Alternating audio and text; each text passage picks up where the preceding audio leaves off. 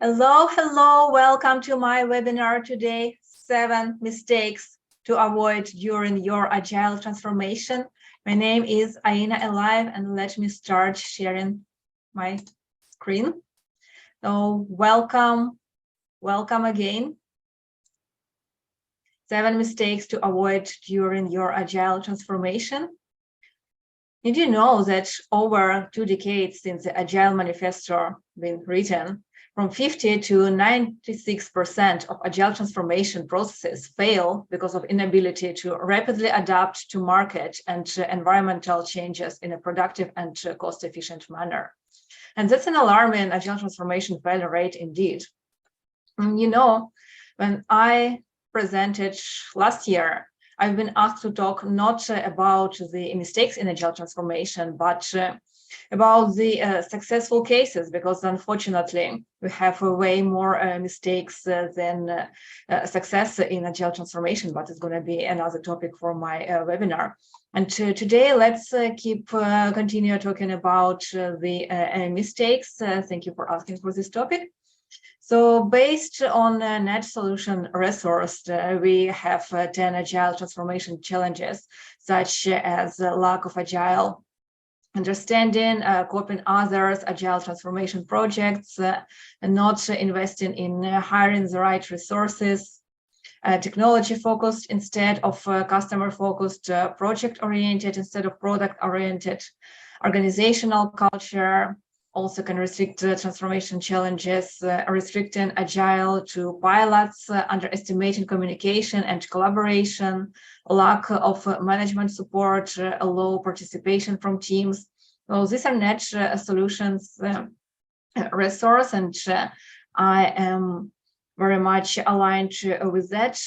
Today, I'm going to talk about my experience and what I faced during my career. And for those who don't know me, again, my name is Aina Agile. I'm an enterprise coach. I'm an Agile coach, business and behavior strategist, and obviously Agile evangelist. I've been featured as the top 30 female entrepreneurs in 2021 and 2022. Need to update this slide already. I've been an immigrant entrepreneur of the year last year, 2021, and been featured in a few magazines, and also a Forbes Coaches Council, which again is updated slides, and also hold some Agile and project management certificates. So I know what I'm talking about. So now let's move on to the mistakes in Agile transformation. And mistake number 1 is starting too fast without knowing where to start. This happened all the time through my career when I've been asked to coach an organization, and people wanted to start right now without understanding what even Agile is about, because they've been watching a few videos on YouTube about Agile, heard the buzzword Agile, and everybody is moving to Agile, and kind of like old processes are bad, you are not up to date, you are not modern organization, or you're not up to date entrepreneur. So people wanted to start fast without even knowing if there is something what they need or something the organization will be benefited from, and also knowing where to start, especially for large enterprises when there are too many departments, too many business units, and all of them needed to be aligned. But people are eager to start, so let's start, for example, with this unit and see how it goes. And no, then unfortunately we don't have the results, and people are disappointed in Agile and decided to move backwards. But it's even harder to move backwards when you already start transformation than without starting to experiment at all. And what the problem is, we have individual projects like this simple crossroad, and this our simple like system complexity and processes complexity, but just like rapidly happened like this when we are not a large enterprise yet, but our processes becomes too complicated. So one of the reasons of starting implementing Agile is to reduce this complexity. But we need to know that Agile transformation is not something that should be done overnight and happens overnight. In fact, there where the danger lies. So let's move on to the mistake number 2, which many assume that Agile is productivity only focus. And I can't blame them because, it's hard to sell Agile, and I don't like using this word, but for those who never heard about Agile, and especially entrepreneurs or business owners, they think about money. How can they benefit from Agile? Agile is mostly about mindset, communication, methodologies, but nobody's going to buy mindset. Nobody wants someone external like myself, if they see me the first time, to come to the organization and not start with the people, but starting from them, the leaders, and start changing their mindset of being focused on people. And we know that many successful entrepreneurs, Elon Musk, for example, they are not people oriented, they are product and processes oriented, but still the organization is going to benefit from Agile. So Agilists needed to be like salesmen initially and start selling it. So how to sell this to entrepreneurs or business people like Elon Musk? So people start selling as a productivity. And then there is a myth that Agile is productivity only focus. So when we start focusing only on productivity, but also switching organizations, their cultural changes, their mindset changes, it's kind of like press the gas and brake simultaneously when we drive. And we know that if we drive, we won't achieve our goal, but it's harder to see in the organization. So Agile is about strategy, mindset, high-performing teams, and this is where the productivity come from. So we have the team structured as 2 leaders and the team itself. So the product owner takes care of strategy, Scrum Master is guardian of agility itself, of the mindset, and the team takes care of the tactics. And this is a mindset change. This is the cultural change. And after that, only it leads to productivity. Let's move on to mistake number 3. Lack of clear goals and putting process over behavior. So here we mean that most people think of Agile as a way of developing software, but it's way more than developing software. And now 20 years later, we are transitioning HR departments, marketing departments, and the organizations which even don't have software to develop.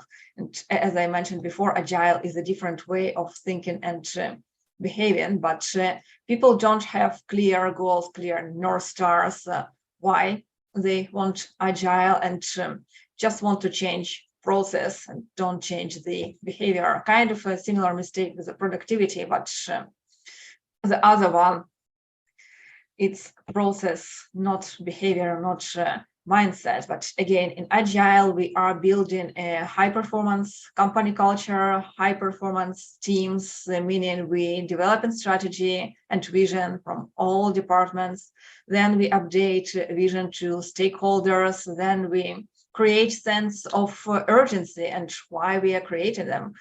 Because people don't like changes. And if there is no sense of urgency, people would reject Agile, they wouldn't understand Agile, they wouldn't feel the effort that we need to place for the transformation. And unfortunately, many organizations stuck in between, and sometimes they come to the organization and they say that we've been transforming for the last 12 years. And no, you can't transform for the last 12 years. It means you stuck somewhere in between and you've been remained stuck for at least half of the term you've been trying to transform.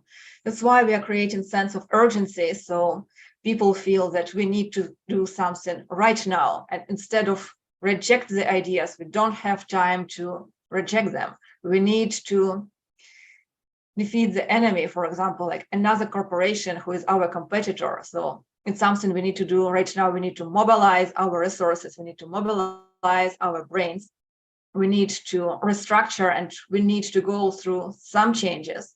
So we need to have this strategy and update people on during the sense of urgency so they can adopt this strategy faster and start mobilizing their resources. And when we go through some steps of the transformation, we act, we promote, we celebrate. Celebration is also very important to do in the middle, otherwise people will burn out, and again we're going to stuck in our transformation. And at the end, lessons learned, and act, promote, and celebrate again. Now, that was mistake number 3. Mistake number 4: prepare a detailed plan with dates and milestones. And you might think, Aina, you just told that we need a clear goal. It was mistake number 3 that the organization doesn't have a clear goal, but now you are telling us that a detailed plan is also bad. But yes, having a clear goal and having a North Star is one thing, but preparing details and kind of like stuck in the details and milestones also won't help the transformation, because we don't know, and we don't like say we don't know, especially if we are the agile evangelists or transformation evangelists, and you've been hired and paid lots of money for the transformation. And imagine myself coming to the organization and say, hey, I don't know. But I mean, I don't know in such very small details. And as example, I have for you, imagine that you want to decide on your baby's life upfront, that you can set certain dates to change your baby's behavior. Like, for example, a certain date when the baby is going to walk, or a certain date when the baby is going to speak, or a certain date when your baby becomes mature enough to start dating the first person. And we know approximately when it happened. And again, as agilists, we have our strategy. We know how to do the organizational transformation, but we don't have this specific date. I can't tell you that your baby is going to speak at the age of 2 years and 1 month and 2 weeks. But we know that normally babies start speaking between 1 to 3 years, and mostly 1 to 1 year, 8 months. That is the average when babies start speaking something. I don't say that they speak fluently like adults, but they start communicating with us. It's the same when the baby is going to walk. Some of them start doing it after 1 year, but some babies don't walk until they're 2 years old, but they speak and they walk. That was the most important for us to know. The same with transformation.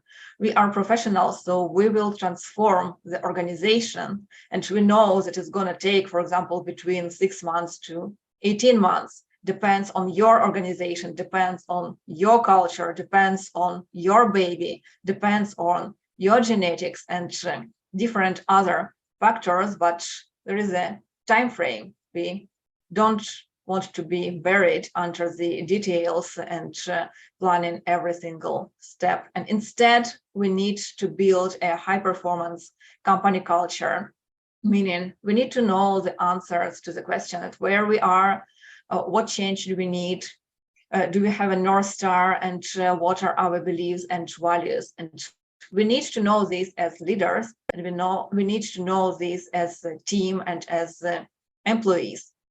So if you ask yourself as leaders where we are and what change we need, and if you don't have the answers to that, that's alarming. This is probably something you need to start thinking right away.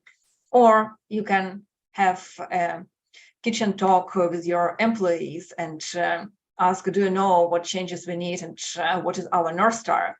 So if they don't know, it's not their fault, it's your fault. And it's something that we need to change, and we need to be sure that as an organization as a whole, from the leader to the employee, we know about our values, our North Star, what change we need, and where we are.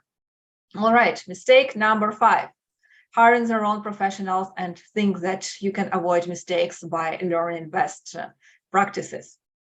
There is a Shihari model of skills mastery based on the martial arts. So if you just start learning a martial art, you are at the shoe level, and you need someone to follow, and definitely you need to follow the rules and probably best practices, and that's where the best practices came from. But it's just for the initial stage when you are not mature enough to understand what you really want. But your goal is to move from shoe stage to hard stage as soon as possible, to continuously move from the rules and create your own style.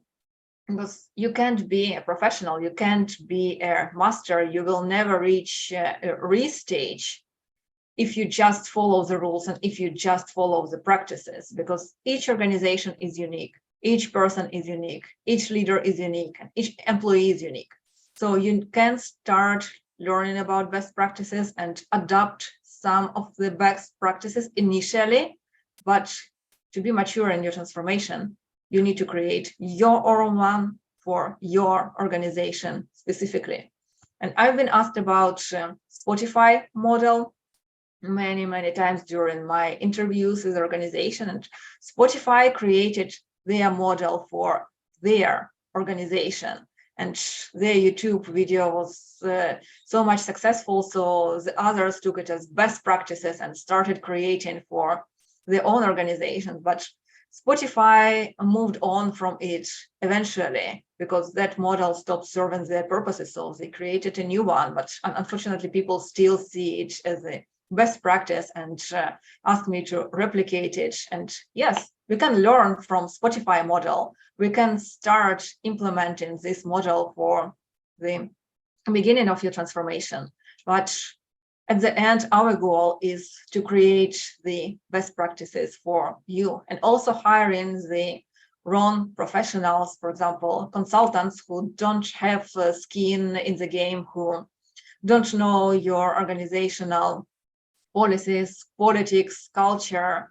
You're hiring them for the short time to create a strategy for you, but the short time is not enough to understand what is happening inside of your organization. So they might bring you best practices, but then you hire other coaches or other professionals full-time to implement it.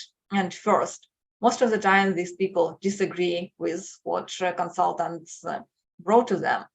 And these people already have their skin in the game, so they start implementing something what the other professionals recommended you, but eventually they try to move on from this model and create their new one, but it's much harder to do rather than just hire professionals. So they will create the model for you, having their skin in the game, being your employees. And there is nothing wrong working with the consultants, but the consultants need to work closely with the employees of the organization and create the new transformation model together, not just collect the data, then gather somewhere at their own place, create a model, bring it to you and leave. No, the consultant also needs to have skin in the game and understand what is going inside of your organization.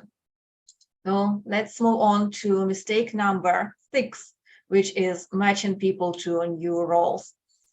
That is another issue I've been facing the last few years when the organization doesn't want to let people go, let the professionals go. And this is a very good and modest thing about the organization. We care about people and we want them to grow, but they just suddenly match people to new roles. So for example, a project manager to a Scrum Master, or a secretary to a Scrum Master, or a personal assistant to the product owner or the business analyst. And these people, they don't have agile mindset yet, but they need to be leaders and they need to lead their team towards agile maturity. So the organization provides training for them, which is great, again, for personal development. But this training lasts 2-3 days. And the best case scenario, people pass the exam and get certified after that. But most of the time, they don't do even that. They just been assigned to new roles, but what is going to happen to you if you've been performing one role for like 10 or more years in your life, and then you've done 3 days training to be performed as a professional from another field? What do you think would happen to you? After the training, you will move on to your old mindset, to your old habits, and unfortunately, you won't be as good as at your new role as you were at your previous role. So matching people to new roles is another mistake which prevents the agile transformation. So make sure that you hire professionals with agile mindset, and these guys often are troublemakers, and just get used to them, and they want your company to succeed. And yes, you can switch people from one role to another, but remember that 2 or 3 day training won't help much to that. So be ready for like to dedicate more time to transition, and make sure that you are hired someone with an agile mindset to help you and to help your employees to transition to their new role. All right, the last mistake number 7, testing is undervalued. So this is a bit technical and related to software. Maybe marketing or HR or other departments won't have this mistake, but since Agile was created for a software initially, I feel that at the last mistake, at least, I need to talk about the software. So again, people start transformation, but they don't think about the effective test plan, and to create the database or environment setup or etc. People are eager to start being agile. Let's do it right away. And that's mistake number 1. And we know that we work in iterations, and they kind of like hope that everything is going to be done on the fly. But no, we need to be ready before starting working on the fly. We need to set up environment, for example, or choose what software we are going to use for our testings, and install this software, and also have a testing strategy in front of us for like future projects. So I had a case from one of the organizations when they start working on the project, but didn't have environment set up. So people been coding for months, but they couldn't deploy it because the environment wasn't ready. And they kept telling the leaders that the environment is not ready. And seems like leaders didn't understand, no matter how many times the team leaders repeated it to leadership. So eventually the project wasn't failed, but it was delayed for another like 5-6 months, because again, we needed to set up the environment sooner or later. So in this case, it was later.